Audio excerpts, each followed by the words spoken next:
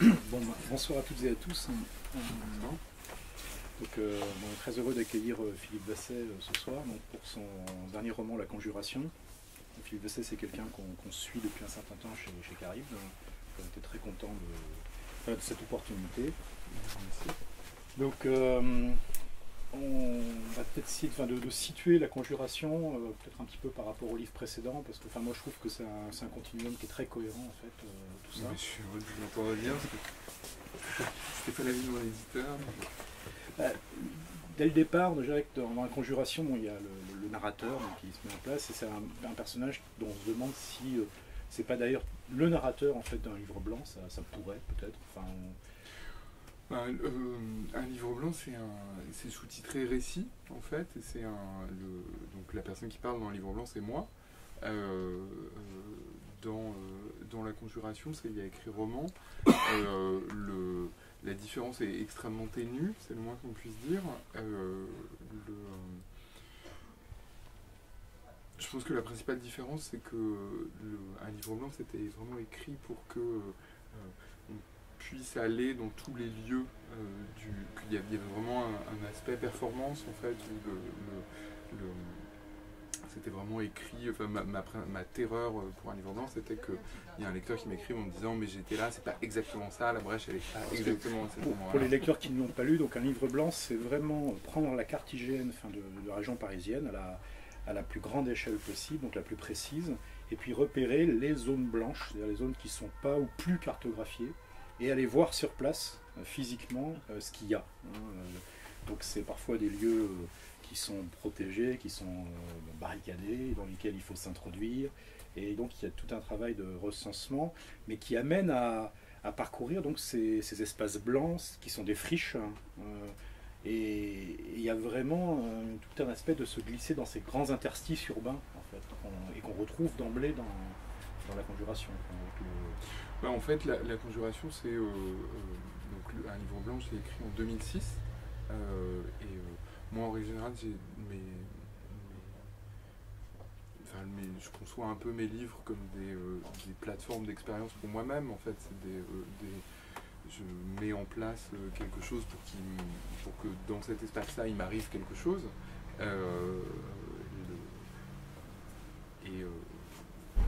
Donc j'ai découvert tous ces lieux en fait en explorant les zones blanches des cartes.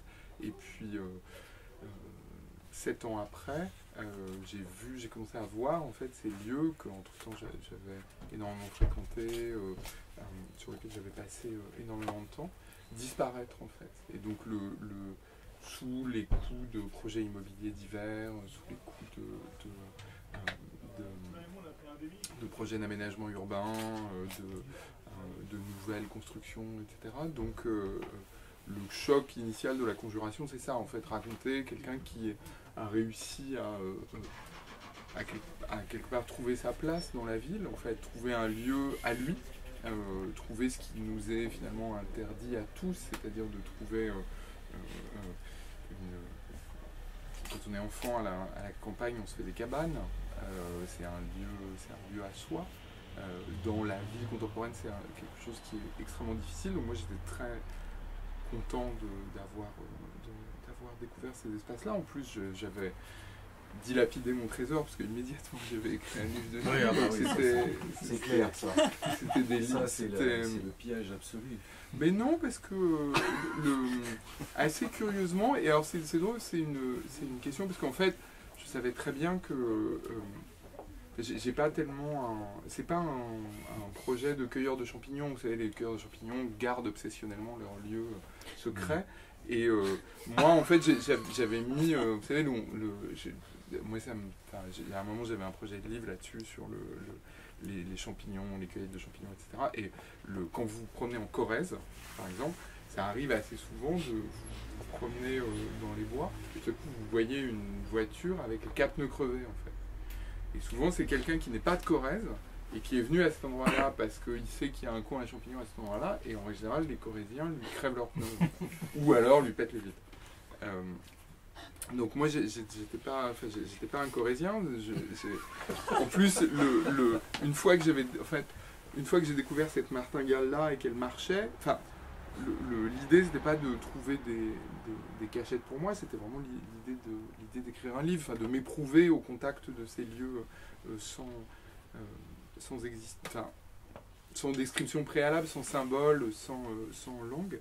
Et il se trouve que par un heureux hasard, ils n'ont pas été si fréquentés que ça, en fait. Bon, parce que c'est un petit peu compliqué d'y aller, parce que les ventes d'un livre blanc, certes colossales, mais sont restées finalement, somme toute, assez modestes. Et les coins, mes coins à champignons à moi, mes coins à champignons mentaux ou hallucinogènes, se sont pas trop divulgués. Et donc j'ai pu passer beaucoup de temps sur ces endroits-là, jusqu'au jour où je m'en suis retrouvé dépossédé, en fait. Et je voyais bien que autant le mécanisme d'un livre blanc, il y avait vraiment ce côté exploration, épreuve, presque performance, autant pour raconter une perte, pour raconter quelque chose qu'on m'a ôté, la forme du roman me paraissait plus appropriée, parce que finalement c'était moins un livre d'expérience qu'un livre à la fois, c'est pas vraiment un livre de nostalgie, mais c'est un livre un peu désespéré, en fait, où on me retire le tapis sous les pieds, et donc voilà, il y a une espèce de fuite en avant, c'est le cas, c'est le moins que je puisse dire. Alors, ce travail, que ce soit le début de la conjuration ou un livre blanc particulièrement, et puis les travaux que tu avais fait préalablement à un livre blanc, il y a eu une discussion, on parle de psychogéographie, mais moi j'ai été troublé parce qu'on parle d'un côté de psychogéographie situationniste et d'un côté de psychogéographie plutôt anglaise, donc à l'image de Yann Sinclair et de London Orbital. Est-ce que tu peux nous éclairer un peu sur ça? En fait, je ne vais pas dire de bêtises, mais... plus qu'on a Xavier Boissel dans la salle, donc Paris tout à l'heure est un exercice comparable. Xavier c'est peut-être plus au point que moi. En fait, la psychogéographie, c'est quelque chose qui a été inventé par les situationnistes. Il y a quelques textes dessus. Ils ont clairement des visées urbanistes, en fait. Ils ont ce mouvement qui s'appelle le Bauhaus imaginiste, et ils veulent mettre en place des nouvelles manières d'habiter la ville, en fait, alors que ensuite ces pratiques-là il y a quelques auteurs anglais qui se sont saisis de ces pratiques-là et qui, là, les ont vraiment transformées en une espèce de discipline très codée, un truc de chapelle assez fermé, et avec un véritable mouvement, avec une école psychogéographique de Londres, etc. Quelque chose de très... beaucoup plus historique, de beaucoup moins politique. Voilà. Mais avec un truc... je dis des bêtises? Non, c'est ça. Avec un truc en plus qui est lié à l'occultisme. Voilà. Sinon, c'est pas du tout politique. Voilà. On peut peut-être lire un premier extrait justement sur cette question de l'arrachement finalement de cette propriété que le narrateur s'était attribué, de ce vide, de ces interstices, de ces espaces de friches, quand ces friches sont remplacées par quelque chose de complètement différent. Par un centre commercial, en fait, il s'appelle c'est les magasins d'Aubervilliers, qui sont les anciens magasins généraux d'Aubervilliers, qui sont remplacés par un centre commercial qui s'appelle le Millénaire. Dans lequel le narrateur se rend en vedette, puisque on peut partir de la porte de la Villette en petite vedette qui remonte sur le canal Saint-Denis, et on est amené au Millénaire. Passé le pont du périphérique, le Millénaire est apparu sur la gauche. Pour le rejoindre, la vedette a commencé à manœuvrer devant un long mur de béton où s'étalait un graffiti proclamant en énormes lettres rouges « Ce que nous voulons, tout ». Au voisinage de l'espace d'achat, ce slogan se retrouvait vidé de son urgence révolutionnaire pour ne plus se lire que comme le cri d'un consommateur impatient. Quittant le canal Saint-Denis, la vedette s'est engagée dans le bassin des entrepôts, passant successivement devant un bâtiment semi-circulaire orné des enseignes Zara, Kiabi et New Yorker, puis devant des constructions en briques reproduisant la forme caractéristique des anciens magasins généraux et abritant les restaurants Kyoto, au Maharaja ainsi que la brasserie Ledok, pour venir finalement s'amarrer devant une sorte de container rouge vif destiné à terme à héberger un cinéma, mais qui n'était pour l'instant occupé que par des locaux administratifs. Tout cela était surmonté par les énormes logos de la Fnac, de Toys R Us, de H&M, de C&A et de Carrefour fichés sur un mât. J'ai déambulé le reste de la journée dans les galeries du millénaire, parcouru à leur sommet de frises d'écrans digitaux imitant des ondulations aquatiques. Le millénaire, le shopping au bord de l'eau. Ça et là étaient disposés des sièges profonds et des compositions arborées. Le millénaire est totale nature. Il y avait des restaurants à thème, des hôtesses toujours disponibles, des espaces d'exposition et des jeux pour enfants, le tout baigné dans une lumière naturelle tombant des toits par les baies vitrées. Le millénaire est envoûtant. Glissant sans fin sur ces sols immaculés, j'ai invoqué en silence les forces de la désaffection pour que dans 10, 20 ans, le millénaire connaisse une faillite ignominieuse et soit contraint d'abandonner ses espaces de convivialité, ses décorations joviales et ses vitrines proprettes aux squatteurs et aux vandales. La tête pleine d'images de ruines et de désastres, je me suis arrêté, juste avant la sortie, devant un local retraçant l'histoire du centre. Parmi les photographies et les plans, l'architecte Antoine Grimbach avait exposé quelques livres dont la lecture avait supposément inspiré la conception du millénaire. Parmi ces ouvrages figuraient Molloy de Beckett, Ulysse de Joyce et Je me souviens de Georges Perec. Le visiteur était censé comprendre que l'implantation du millénaire à Aubervilliers participait de la création contemporaine la plus radicale. Que bien sûr c'était un espace d'achat, mais que c'était tellement plus que cela.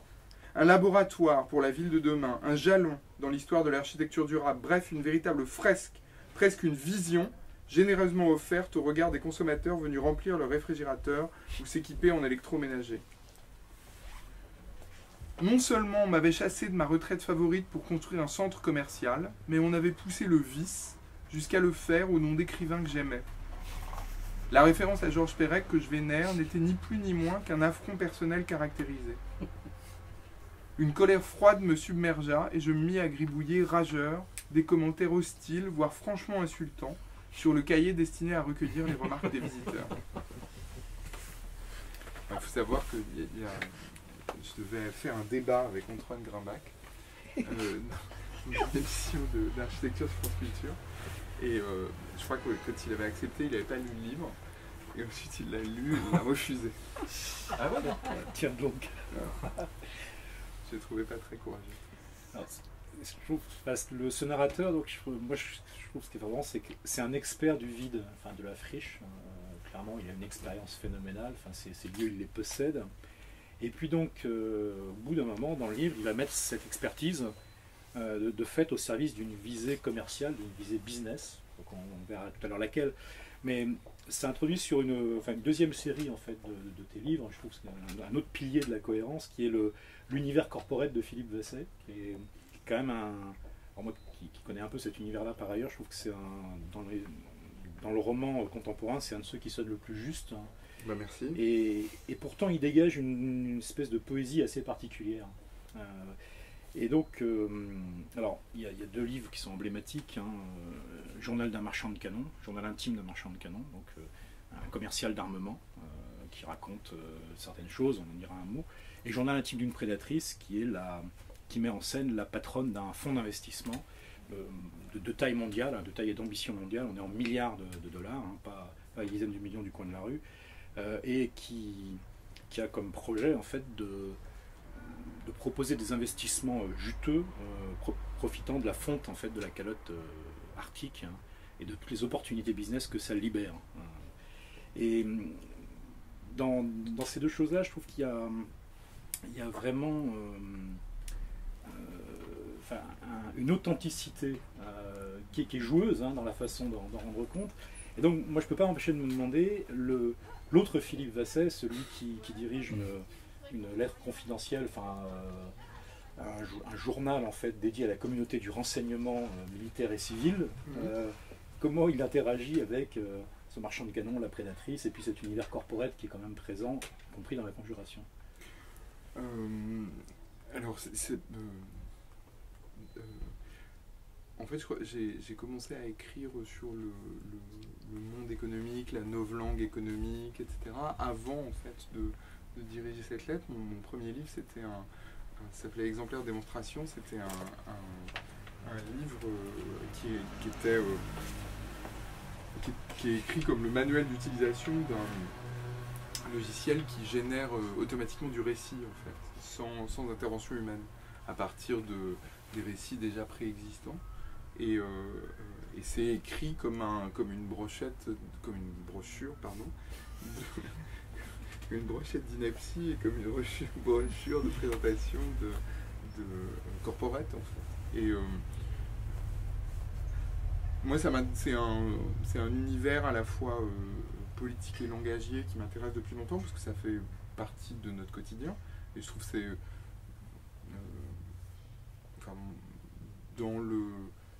il n'y a finalement pas tant d'écrivains que ça qui s'intéressent à ça. Moi, ça m'intéresse que ça prend de la place, que ça influe notre langue, etc. Moi, j'ai envie de me frotter à ça. Aussi parce que ça génère beaucoup de fantasmes. Et puis, plus prosaïquement, et ça, c'est mon côté un peu... je vais pas dire... paf... Je parlais de plateforme d'expérience tout à l'heure. Écrire un livre, c'est le prétexte idéal pour s'introduire dans ces milieux-là, en fait. On peut pas rêver mieux, en fait. C'est des univers qui ont très peur de l'image. Si vous commencez à dire que vous prenez photo, que vous faites un documentaire, ça marche pas. En revanche, si vous écrivez un livre, vous arrivez assez facilement à avoir des entretiens avec des gens. Donc, pour tous ces livres-là, moi, je bosse comme un journaliste que je suis par ailleurs. C'est-à-dire que je contacte les gens, je fais des entretiens, etc. C'est pas, en général, la matière de ces entretiens n'est pas dans mes livres, mais ça en forme le substrat. J'ai un petit peu comme un livre blanc, comme dans un livre blanc, ce que je racontais tout à l'heure, cette espèce d'obsession de voilà, la brèche est au bon endroit, le nom de la rue est le bon, etc. J'ai un souci très grand de ménager le plus possible de rendre tout ce que je fais utilisable par le lecteur en fait. Et je sais que ces deux livres-là, par exemple, les gens en règle générale le lisent avec Google en fait. Dès qu'il y a un nom de société, etc., ils regardent parce que ça génère des choses et cette manière de lire là et je l'ai écrit avec je savais que les livres seraient lus de cette manière-là. Dans Le Marchand de Canon, c'est très impressionnant parce que ça se lit de façon très fluide, c'est terriblement romanesque. Et toute la façon de décrire, effectivement, en background, le système, l'intrication publique-privée, des ventes d'armes françaises, bien entendu, mais qui est non seulement parfaitement juste, mais elle devient vivant. Et ça, je trouve, sur un sujet qu'on peut imaginer au départ assez aride, voire assez technique, d'arriver à le faire vivre et à montrer à la fois toute la technicité et toute l'horreur, de façon... je trouve ça très impressionnant. Merci beaucoup. Mon pitch, en fait, pour avoir des entretiens avec... Alors, grâce à ma lettre, je connaissais pas mal de commerciaux de l'armement, mais c'est une chose de les connaître pour écrire sur eux de manière opérationnelle. C'est une autre chose de leur dire, racontez-moi les 10 dernières années de votre vie. Je pense qu'il y en a beaucoup qui m'ont parlé parce qu'ils pensaient que j'allais écrire un livre d'aventure ou d'espionnage, en fait. Ambiguïté que j'ai pas totalement levée. C'est assez drôle parce qu'il y en a, quand le livre est sorti, il y a certaines personnes qui m'avaient parlé qui étaient extraordinairement déçues du livre, parce que c'est pas exactement un livre d'aventure ou d'espionnage. Le narrateur est plutôt quelqu'un d'assez dépressif, on est plus proche oui, c'est le livre d'un VRP un peu dépressif quand même. Donc c'est un peu ça. Donc il y a pas mal il y a des gens dans ce milieu-là qui ont détesté ce livre, et d'autres au contraire, certains d'ailleurs que j'avais pas interviewé, qui l'ont beaucoup aimé précisément parce qu'ils ont trouvé ça très réaliste en fait. Et il y a eu un peu un moment de vérité. Il y a en France un cercle qui s'appelle le Cercle de l'Armement et qui rassemble en fait tous les commerciaux de l'armement et les cadres de l'armement en français et qui se réunit à Saint-Augustin au Cercle des Armées et qui m'a invité. C'était un peu lourd. C'était une soirée un peu lourde. Alors j'y suis allé parce que voilà, et je pensais que ça aurait été un peu lâche de me défiler. Donc j'y suis allé, alors il y avait des gens que j'avais interviewés, il y a des gens qui sont cités dans le livre, parce qu'évidemment le principe des journaux intimes, c'est que tout est vrai. Donc les noms des sociétés sont vrais, les noms tous les gens qui sont cités sont les vrais. Il y a une seule personne qui est anonymisée parce que j'avais pas suffisamment de documentation pour supporter ce que je disais, et j'avais très peur qu'il me fasse un procès. Finalement, c'est les gens qui ont été les plus vindicatifs, c'est des gens qui sont nommément cités. Et donc voilà, c'était une soirée un peu lourde.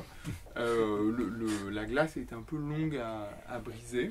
Puis surtout, il y avait ce côté vraiment... vous savez, comme dans vos pires cauchemars, où il y a une assemblée qui est là pour vous juger, vous êtes tout au bout de la gigantesque table, vous vous dites bien. Et puis finalement, ça s'est pas trop mal passé, mais voilà, c'est un peu l'exemple typique d'un milieu dans lequel on peut rentrer avec le projet de faire un livre. Je veux dire les 3 premières pages du Marchand de Canon, en fait, qui montrent bien effectivement ce VRP dépressif, donc qui démarre son journal intime à un certain moment. Enfin, je me suis toujours beaucoup préoccupé du degré de romanesque de ma vie. La plupart de mes homologues diront qu'ils se sont retrouvés à vendre des armes un peu par hasard, pas moi. J'ai spécifiquement choisi ce métier dès ma sortie d'école de commerce parce qu'il permet, voire encourage, l'inattendu, le hors-norme, le spectaculaire. Faisant le pied de grue dans l'antichambre surchargée d'une résidence moyenne-orientale, un catalogue de missiles à la main, je me félicitais secrètement de la coïncidence presque parfaite entre ma situation et une scène des romans d'espionnage que je dévorais avec ferveur. Si les portes richement ornées de la salle finissaient par s'ouvrir sur un salon tapageur occupé par des militaires ombrageux et des chèques ventripotents, je jubilais. Si elle ne découvrait en revanche qu'une salle de réunion occupée par 3 jeunes fonctionnaires en costume, j'avais du mal à cacher ma déception et ne pouvais m'empêcher, tout en récitant avec conviction mon argumentaire commercial, d'espérer que la conversation prendrait un tour moins convenu. Demande de pots de vin, complot, opérations illégales, les possibilités ne manquent pas tout de même. C'est ce souci du romanesque qui m'empêche, je crois, de prendre toute la mesure, qui m'empêcha, je crois, de prendre toute la mesure de ce qui est en train de m'arriver. Les événements se sont succédés de manière rapide, presque mécanique. Mise en garde ambiguë, perquisition dans les locaux de clients, articles de presse lourds de sous-entendus. Alors que l'anxiété aurait dû me saisir, je me suis au contraire trouvé en proie à l'excitation grandissante qui saisit le spectateur lorsque les scènes introductives d'un film égrènent un à un les éléments d'une histoire prometteuse. Alimenté par des prises régulières d'alcool, de tabac et de café, cette excitation m'anime encore tandis que je fais le ménage dans mes dossiers et élimine les pièces les plus compromettantes. Dispersées entre mon bureau et mes diverses résidences, mes archives sont classées selon un protocole connu de moi seul. Ce système complexe de couleurs et de signes m'a toujours semblé plus efficace qu'une hypothétique cachette. Je l'utilise aussi sur mes serveurs et mes disques durs, sachant que les traces informatiques, même coulées dans le béton ou l'acide, sont presque impossibles à faire disparaître. Les seuls éléments que j'ai pour l'instant détruits sont les cartes SIM de mes nombreux téléphones portables, leurs abonnements étant systématiquement souscrits à l'étranger, Irlande, Portugal. Seule l'entraide judiciaire permettra d'établir la liste de mes appels, ce qui devrait prendre un certain temps. Je suis pour l'instant dans mon appartement parisien. Le soir est déjà tombé, j'ai encore plusieurs mètres cubes de papier à trier. J'ai poussé les meubles de salon contre les murs pour faire de la place. Les indications inscrites par ma décoratrice à l'intention des déménageurs figurent encore au dos de certains d'entre eux. Un léger voile de fumée flotte entre les pièces. Je n'ai pas l'habitude de faire du feu et ma cheminée tire mal. Le brasier s'éteint sans cesse, je dois le rallumer avec mon briquet avant d'y jeter des documents. Je me souviens d'avoir lu quelque part qu'il faut se débarrasser des cendres et refroidir les parois de la cheminée avec une éponge imbibée d'eau froide pour effacer toute trace de l'opération avant l'arrivée de la police. Pourvu que je trouve où ma femme de ménage range ses ustensiles. Ça, c'est le début du journal intime d'un marchand de canon. Alors tu as poussé donc sur un milieu un peu différent de celui de l'armement, donc le milieu de la haute finance prédatrice, c'est le cas de le dire, avec alors sur un mode peut-être plus farceur, j'ai trouvé le journal intime d'une prédatrice, mais à partir d'une prémisse terriblement réaliste, qui est de dire, c'est vrai, la fonte de la calotte glaciaire, ça change la donne sur tout un tas de paramètres, et donc quelqu'un qui a le nez creux, qui a cet instinct financier, peut faire des investissements fabuleux. Mais tu le traites d'une façon où tu mets vraiment en scène ce fonds d'investissement, il est super réaliste, quoi. Il fonctionne comme un vrai fonds d'investissement. Oui, donc, comment tu as procédé pour ce milieu-là, qui est parfois encore plus secret que celui de l'armement De la même manière, en fait, à l'époque, c'était quand j'ai écrit, c'était un sujet qui était moins... il y avait eu moins d'articles sur, non pas sur la fonte des glaces, mais sur le potentiel commercial qu'elle ouvrait. Et les gens qui s'intéressaient à ça étaient encore des gens assez marginaux, en fait. Et puis, il y avait une communauté que je connaissais bien.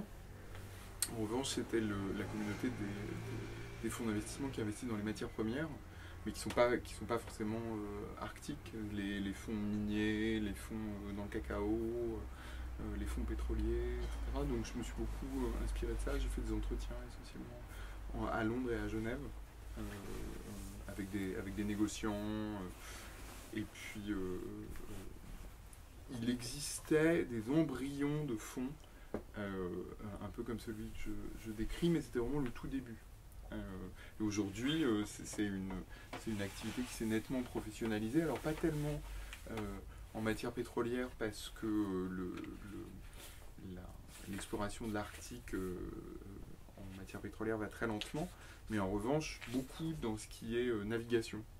Ça va à une vitesse folle, en fait.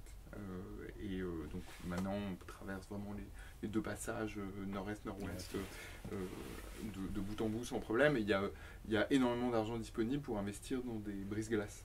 En fait, brise-glaces nucléaires, il se construit beaucoup de brise-glaces. En fait. Donc voilà,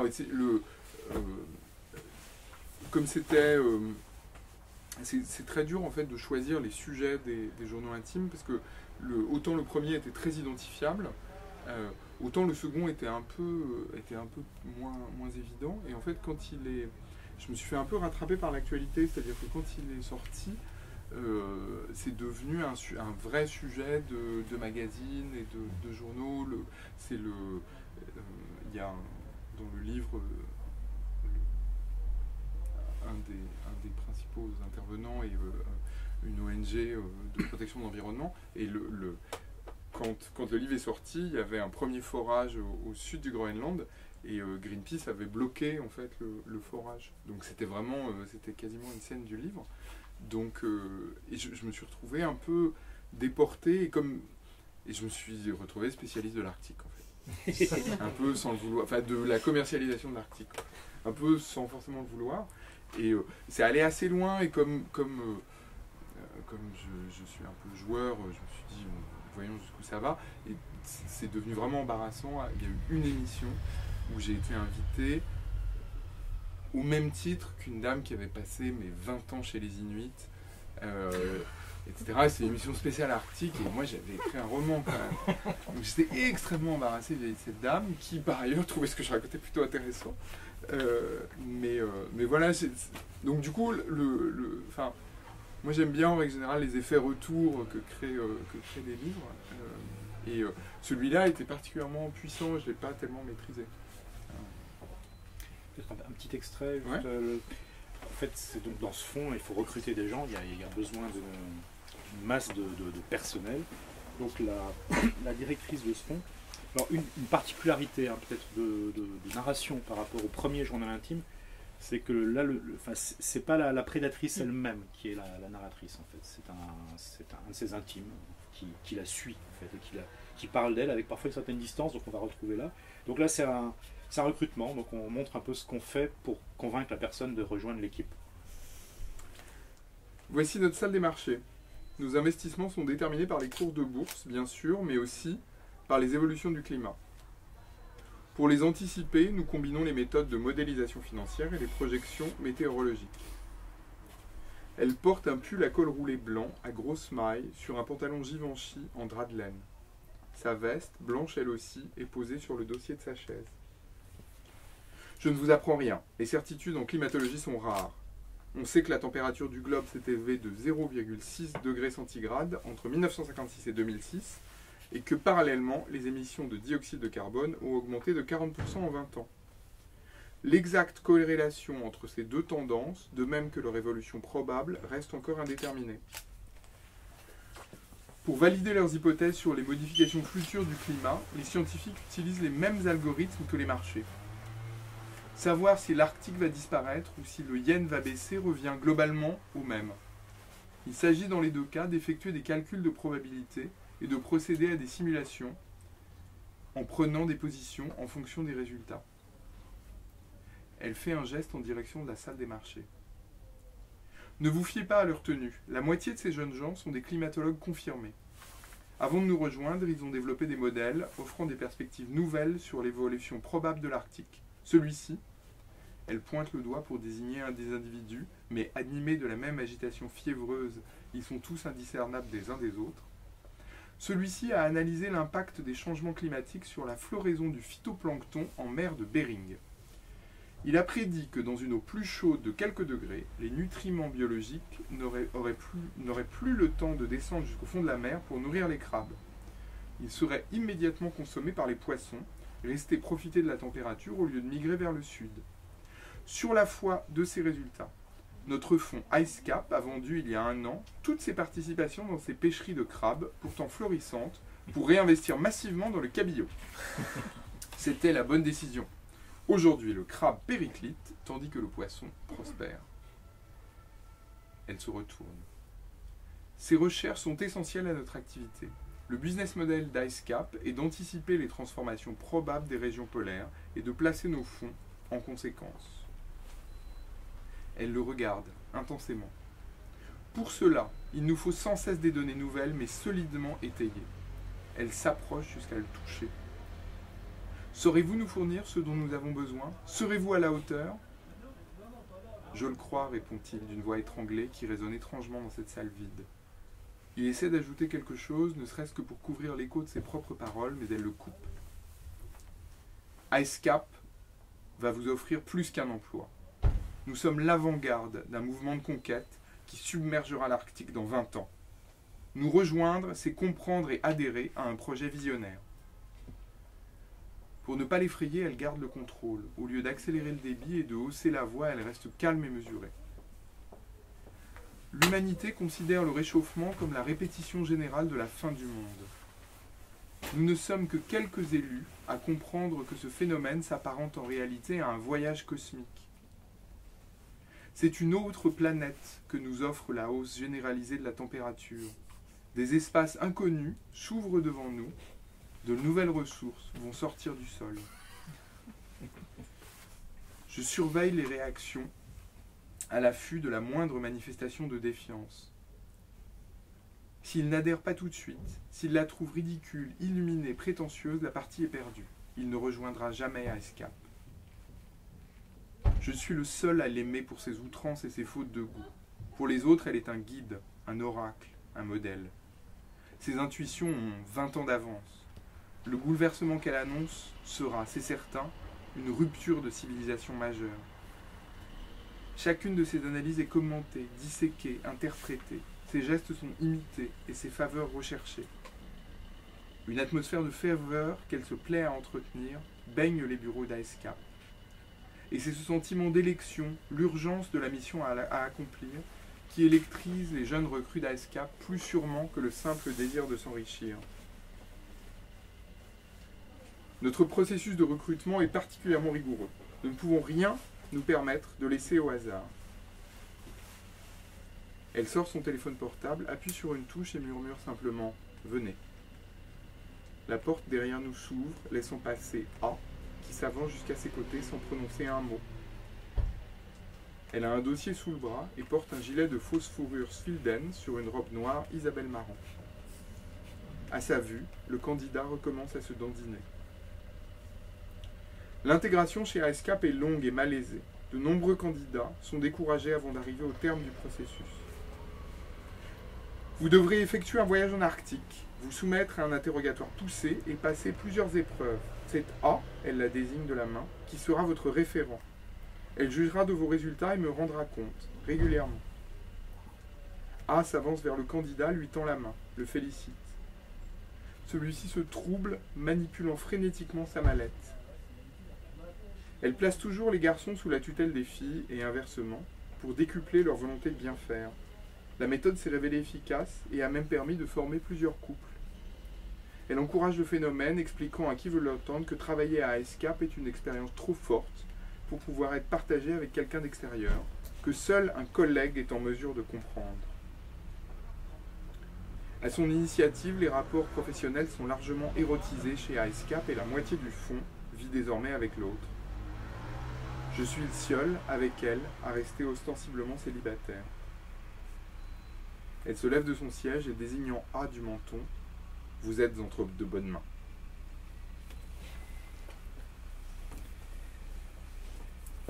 Donc, en revenant à la conjuration, donc c'est là qu'il y a que les chemins se rencontrent, puisque ce savoir-faire, cette expérience du vide urbain, de la friche, le narrateur donc va le mettre au service donc d'un business, donc de la création d'une secte religieuse. Comment c'est venu cette idée du business plan d'une secte religieuse, du business model d'une secte religieuse, avec l'étude de marché, tout ça. Je crois que c'est une idée que j'avais depuis extrêmement longtemps. Je ne saurais pas dire comment c'est venu exactement. Je pense que c'est... j'ai une longue et ancienne fascination pour Ron Hubbard, qui est le fondateur de la scientologie, qui a commencé comme écrivain et puis qui ensuite a monté sa secte avec du succès que l'on sait. Et je crois qu'il y avait quelque chose autour de ça. Il y avait aussi la volonté d'utiliser parce que le livre est construit autour d'un manuel de business dont chaque principe est appliqué au domaine du religieux. Donc il y avait aussi la volonté de détourner un petit peu cette littérature, ce qui n'a pas exactement plu à l'auteur du manuel de business que j'utilise, dont je cite, dont je dis rien en fait, mais dont je cite les préceptes et je les applique au domaine religieux. Il n'a pas trouvé ça très drôle, il a envoyé un courrier assez comminatoire à mon éditeur.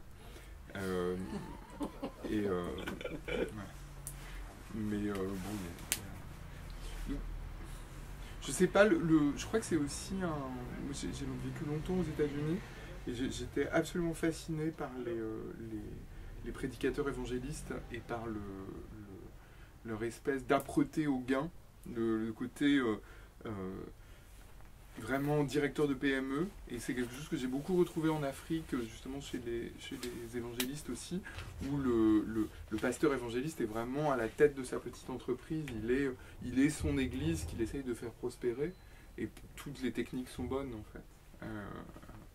Et je sais pas, il me semblait que c'était quelque chose d'intéressant. Mais justement, dans le contexte français, on a du mal dans notre pays à associer la foi et l'argent. Alors, quand moi je suis arrivé à ce passage-là du livre, il m'a fallu un certain temps pour admettre cette possibilité-là c'est au nom du réalisme romanesque. Ah, mais c'est du réalisme pas romanesque, c'est aussi... En fait, tout ça est... là, je donne l'impression de m'en saisir comme un sujet préexistant, mais en fait c'est aussi beaucoup un sujet qui s'est un peu imposé, parce que une des constructions, pas vraiment des constructions, mais une des forces qui est venue coloniser les lieux du Livre Blanc, ce sont aussi ces églises évangéliques en fait, qui se sont installées dans les hangars désaffectés, et qui, alors c'est très drôle parce que alors du coup je regrette de ne pas avoir mieux décrit ça dans le livre, mais il y a si vous prenez l'A1, elles descendent en fait vers Paris le long de l'A1. Mais c'est vraiment, vous pouvez quasiment le cartographier en fait. Elles ont commencé à peu près à la hauteur du Stade de France et elles sont descendues. Alors il y a l'A1 en souterrain et puis en haut il y a un grand boulevard qui s'appelle l'avenue Franklin Roosevelt. Et elles ont descendu comme ça petit à petit. Et je suis passé à cet endroit-là, c'est Porte de la Chapelle. Dans la Chapelle, ouais. Il y a un ancien centre de tri postal qui est côté Saint-Denis, mais qui est en face de l'arrêt de tramway Porte de la Chapelle. En fait. Si vous y allez le dimanche après-midi, il est intégralement occupé par des évangélistes. Et ils sont vraiment descendus jusque-là. Donc c'est aussi un sujet qui s'est imposé comme ça parce que je le voyais, quoi, et parce que je voyais les affiches justement qui sont le marketing extrêmement agressif de ces prédicateurs. Donc voilà, voilà, moi j'ai un goût préexistant pour ça, mais là comme ça, j'avais l'occasion de m'y frotter. Je vais lire un petit extrait justement de quand le narrateur travaille, quoi. Enfin, j'avais cru manipuler André, donc son associé, le porteur du projet, comme on dit, infiltrer son entreprise naissante pour en détourner l'activité, mais au final, c'était lui qui m'avait instrumentalisé. Au fil des mois, j'étais devenu son factotum, lui servant indifféremment de secrétaire, de boîte à idées et de défouloir. J'étais accablé de travail, mais restais cantonné à des tâches périphériques. André ne me consultait jamais sur les questions stratégiques. Je constituais des dossiers, m'enquérais des tarifs auprès d'éventuels prestataires, organisais des réunions. Quant à ma révolution urbaine, elle faisait du surplace. André venait de plus en plus rarement au bureau. C'était désormais moi qui relevais le courrier et répondais au téléphone. Intérimaire en religion, je passais le plus clair de mes journées seul à m'occuper d'argent, de formulaires et de logistique. Le midi, je déjeunais dans un établissement de restauration rapide de la rue, faisant la queue avec les employés des entreprises voisines. À en juger par leur conversation, le quotidien de mes semblables était, exception faite des questions d'église et de liturgie, fort similaire au mien. Comme tous les travailleurs frustrés, j'imaginais d'aller proposer mes services ailleurs. Mes études sur la consommation religieuse devaient nécessairement intéresser du monde, tout en craignant de me retrouver sur le carreau. J'écrivis des lettres de candidature à l'évêché, à l'antenne française du groupe mystico-géminique Falun Gong, et même en désespoir de cause, à Kisranier lui-même, avant de jeter ces missives à la poubelle sans les avoir envoyées. Bref, je tournais en rond. Kisranier, c'est le leader d'une secte absolument incroyable qui s'appelle Nixim, qui est la scientologie de demain, en fait, qui est un truc complètement incroyable, qui est un espèce de coaching sous acide, enfin pas sous acide, sous amphétamine, plutôt un coaching qui est pas loin du lavage de cerveau, un truc très, très impressionnant, et qui utilise quasiment comme texte religieux les textes ultra-républicains de Ayn Rand. Vous savez qui est la maître à penser des libertariens, mais plutôt tendance Reagan. Et ils utilisent ces romans comme des textes quasi religieux. Et c'est une secte totalement folle et qui marche extrêmement bien et qui est en grande partie financée parce que les deux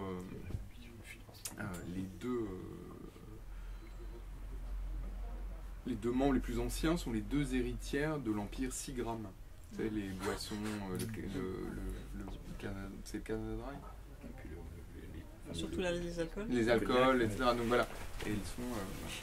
Donc voilà, Kisranier, c'est un peu le gourou moderne. Pardon. Justement, sur ce lien fiction, n'ayant jamais eu que la fiction pour viatique, j'y cherchais des réponses. Mais les romans ou les films mettant en scène des prestataires contrariés ne sont pas légion.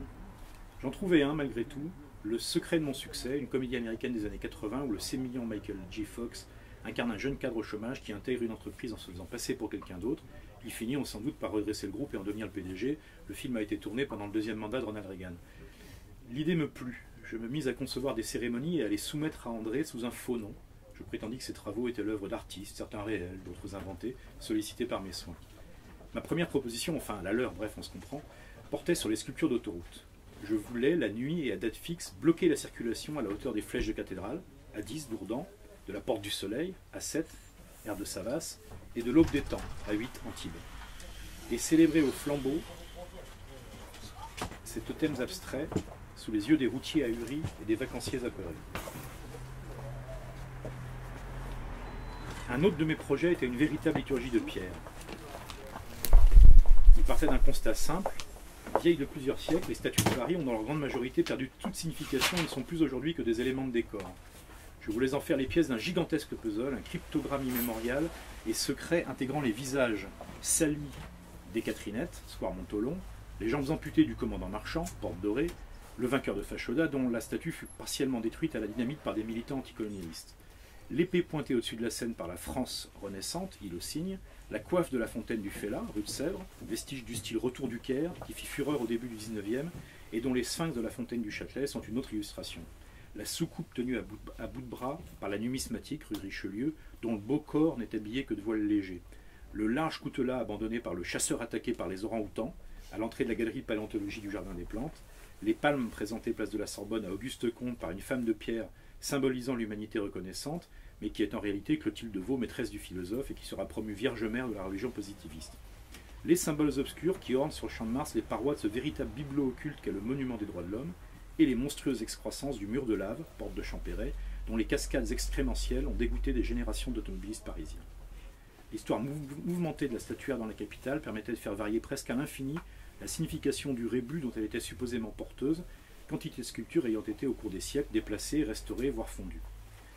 Toutes ces idées avaient la ville pour objet. Je m'en justifiais en expliquant à André qu'étant parisien, il nous serait sans doute plus simple de prêcher là où nous résidions. Les prêtres n'habitaient-ils pas les presbytères? C'était bien sûr une rationalisation a posteriori. En réalité, la capitale était pour moi une sorte de livre de chevet, une trame familière que je ne cessais d'organiser en forme nouvelle. C'était mon corpus, la seule science dans laquelle je pouvais me targuer d'être docteur, et ce même si mon érudition était régulièrement prise en défaut.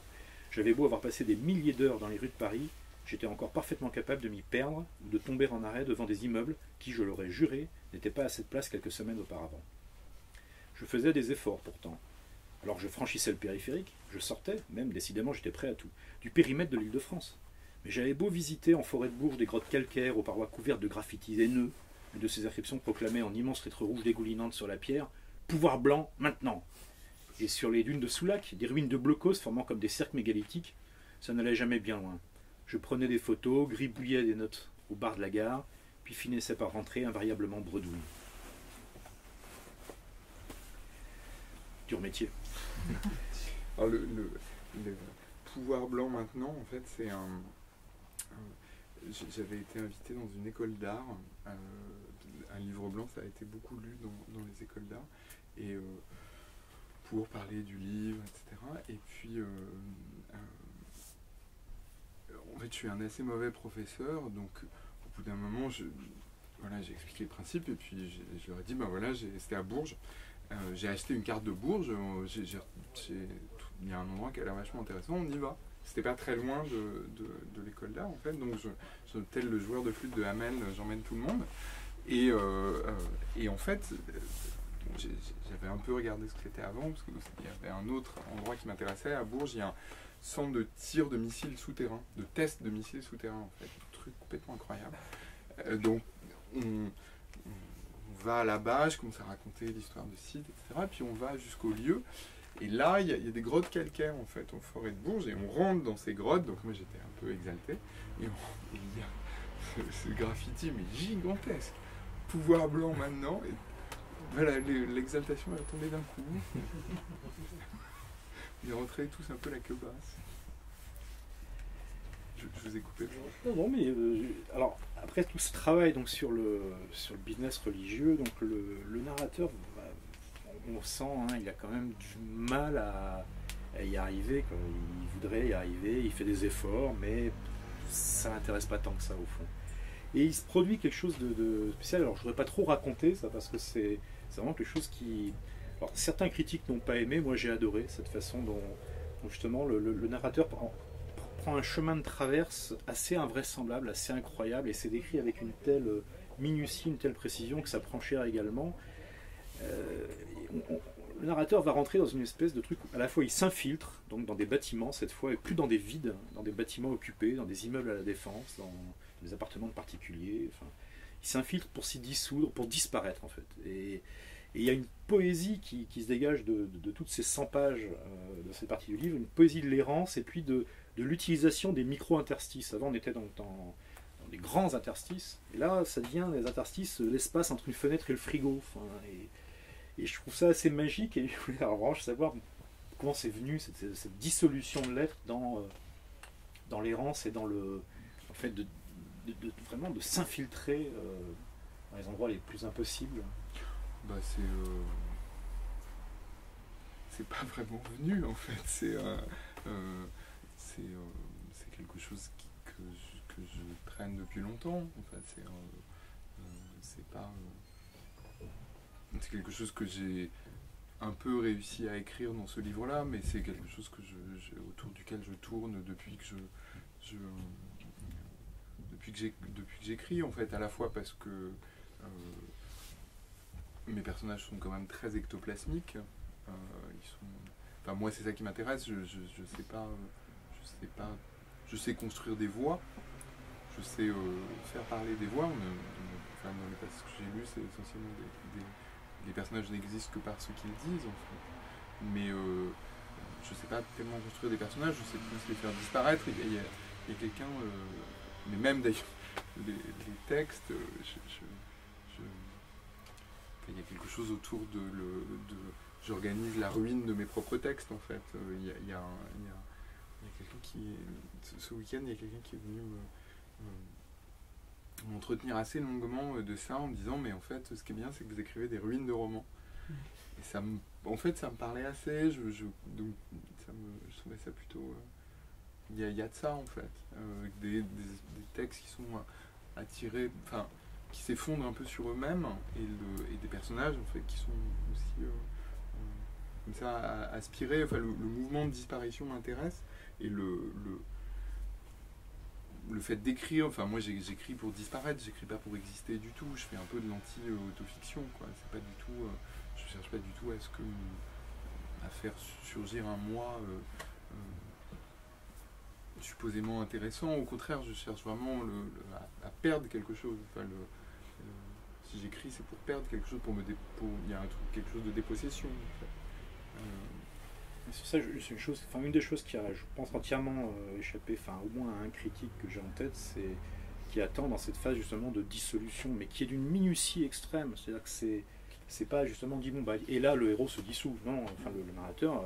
Ce qui est intéressant dans ce type de procédé, c'est précisément c'est pas parce que c'est un phénomène de disparition que c'est pas charnel et que c'est pas des choses qu'il faille d'écrire assez longuement pour qu'elles existent.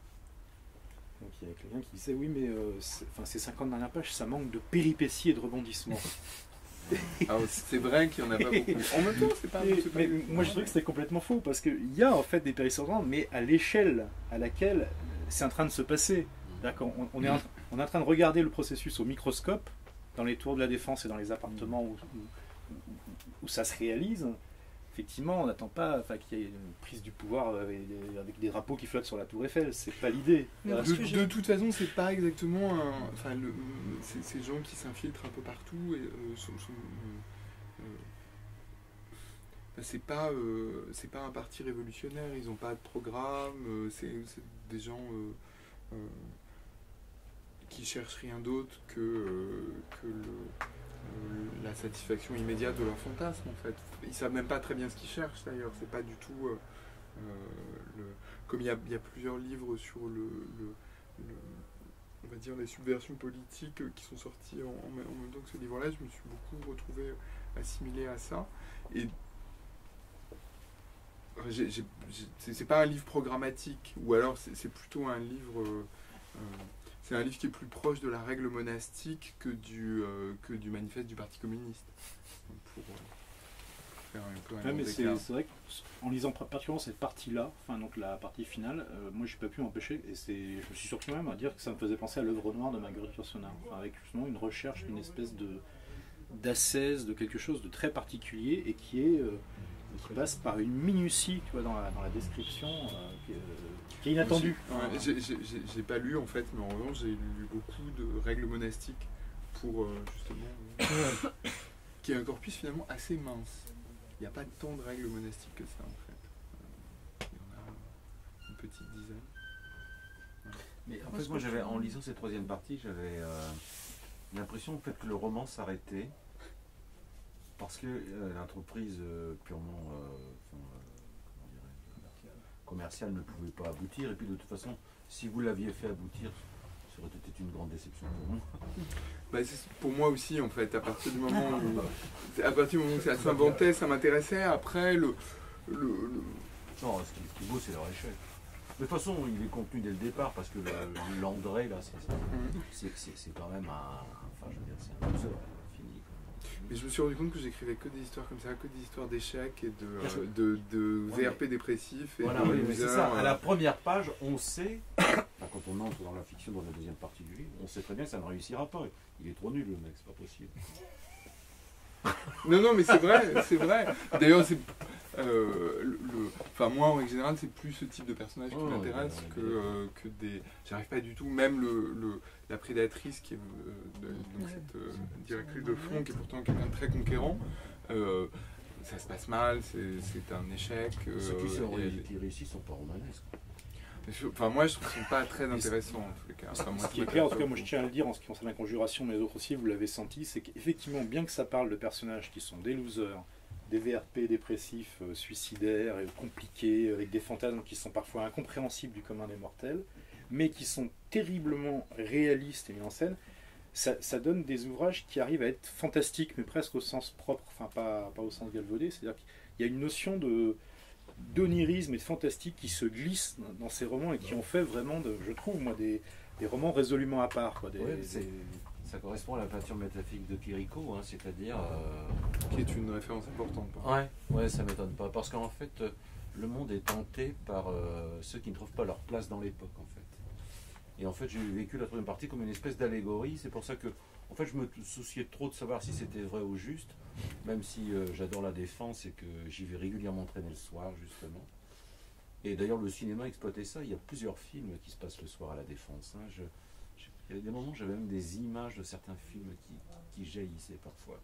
D'abord les mecs qui nettoient les carreaux, les mecs les ascenseurs, tout ça. Parce qu'il y a une vie nocturne à la Défense. Bien sûr, hein. Les nettoyeurs de bureaux, moi ça m'a toujours fasciné. J'aimerais bien être laveur de carreaux par exemple. Ça doit être... pas bon s'il doit avoir froid là-haut, mais nettoyer les bureaux le soir. Nettoyeur de bureau, c'est plus intéressant que Ça, nettoyeur de carreaux. bien, ça. Oui, c'est plus intéressant parce qu'on est au chaud déjà. C'est pas négligeable. Et puis, bon, le jour c'est inintéressant, quoi, la Défense, mais la nuit c'est bien. Mais c'est vrai que en plus, moi, une part importante de ma culture, c'est des romans fantastiques, en fait. Moi, je viens vraiment de là. Donc, je suis content qu'il en reste des traces dans mes bouquins. Et c'est vrai que c'est un genre qui n'est pas facile à faire avec du contemporain, qui est d'ailleurs assez peu pratiqué. Il y a quelques auteurs, En France. oui, mais il y a quelques auteurs qui jouent assez bien avec ces cas. Alors c'est curieux parce qu'on a fait une rencontre en juin dernier ici, assez intime, mais où on a beaucoup travaillé sur justement l'utilisation de l'urbain dans le fantastique contemporain, avec quelqu'un comme Sylvie Salzman, notamment, qui a fait des très jolies choses. Ah ouais. Comment vous écrivez ça? Salzman. On sera très heureux de vous offrir un exemplaire de Lamont tout à l'heure. Mais il y a quelque chose d'authentiquement fantastique quand on regarde la ville d'une certaine façon, y compris la ville contemporaine.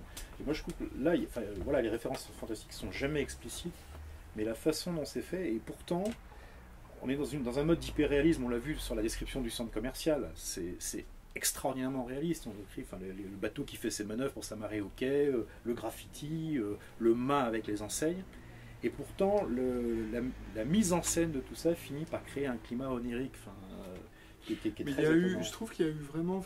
Moi, il y a eu pas mal de livres qui ont un peu tourné autour de ça dans les années 30. À cheval sur le roman policier, le roman fantastique, le roman un peu psychologique de quelqu'un qui est perdu dans la ville. Et il y a eu comme ça, dans les années 30, quelque chose qui a tourné autour de ça et qui a totalement disparu.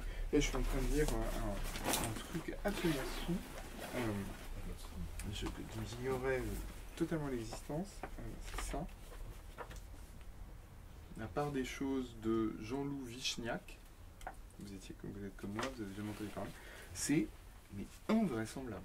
C'est un espèce de... comment s'appelait l'ami de Borges?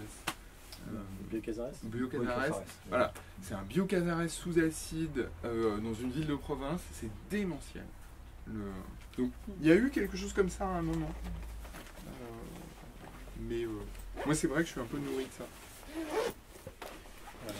Moi, je voulais, pour ceux qui ne connaissaient pas Philippe Vasset, donner un peu un aperçu de ce qui nourrit en fait la conjuration, et ces livres qui sont des choses